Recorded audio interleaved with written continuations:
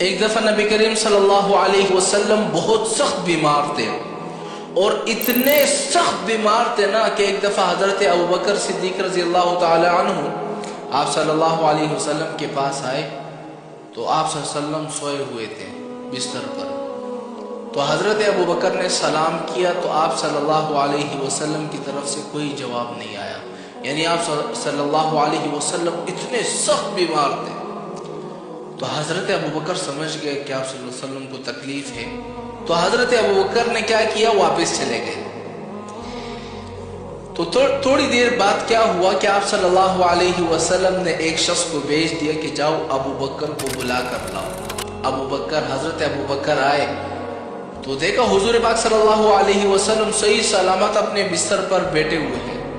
حضرت ابوبکر نے فرمایا یا رسول اللہ، میں تو ابھی کچھ دیر پہلے آیا تھا، آپ تو بیمار تھے، میں نے آپ کو سلام کیا، آپ نے کوئی جواب نہیں دیا، آپ ایک دم کیسے ٹھیک ہو گئے؟ حضور پاک صلی اللہ علیہ وسلم نے فرمایا کہ جب تم میرے پاس آئے اور پھر چلے گئے تو دو فرشتے میرے پاس آئے، ایک فرشتہ میرے پاؤں کی طرف بیٹھا اور ایک فرشتہ میرے سرانے پر بیٹھا۔ تو جو فرشتہ سرانے پر بیٹھا ہوا تھا تو اس نے دوسرے فرشتے سے کہا کہ یہ آپ صلی اللہ علیہ وسلم سخت بیمار ہے، ان پر کوئی دم کر دو۔ تو دوسرے فرشتے نے جیسے ہی دم کر دیا، آپ صلی اللہ علیہ وسلم فوراً ٹھیک ہو گئے۔